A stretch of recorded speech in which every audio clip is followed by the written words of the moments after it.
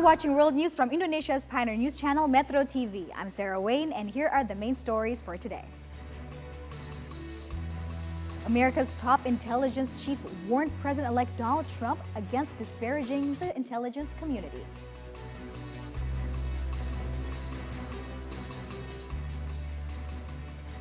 Despite a smartphone recall fiasco, Samsung Electronics expects profits to soar by nearly 50% in the December quarter. But first, anger over gasoline prices hikes in Mexico fueled more protests and looting on Thursday. Officials said the unrest had resulted in the death of a policeman and a bystander, the ransacking of 300 stores, and also arrest of over 600 people.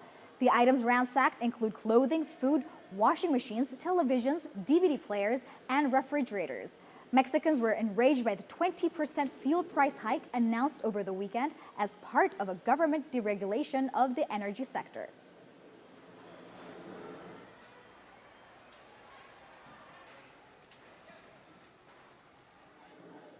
Toyota stock fell 2% on Friday's trading after U.S. President-elect Donald Trump said on Twitter that the company faces a big border tax if it goes ahead with plans on a New Mexico plant.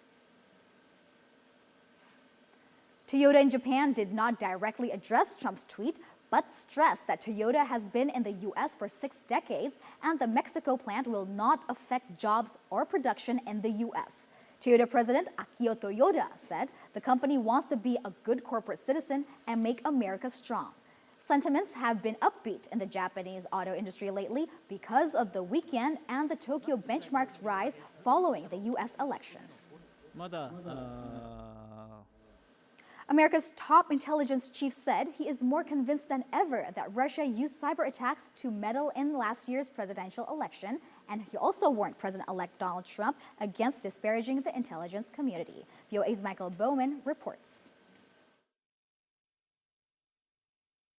Intelligence Director James Clapper told senators the Obama administration's report on Russian cyber snooping will be issued next week and will leave no doubt about Moscow's intent to impact the November election. This was a multifaceted campaign, so the hacking was only one part of it, and it also entailed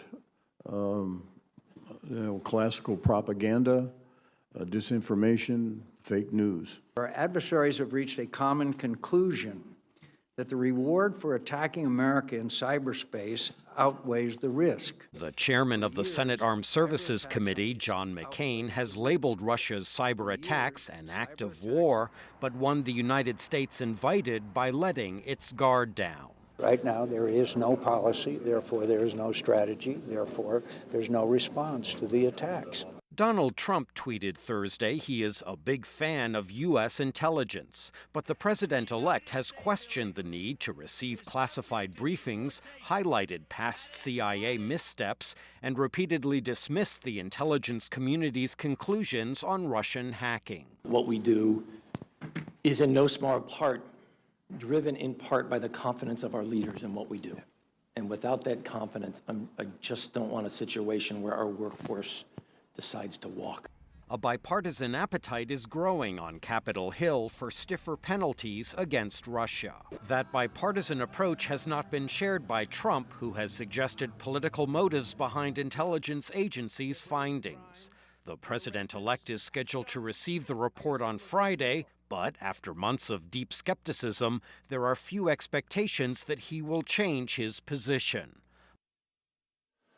Turkish authorities say they suspect Kurdish separatists are behind a bomb attack that killed 2 people in the port city of Izmir.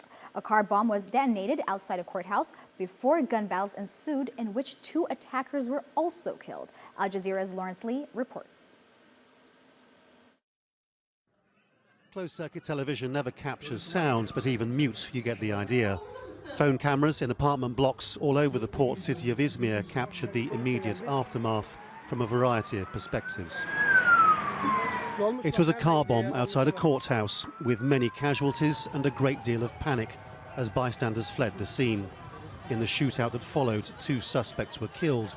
graphic pictures of their bodies posted on the internet. Why did this happen here?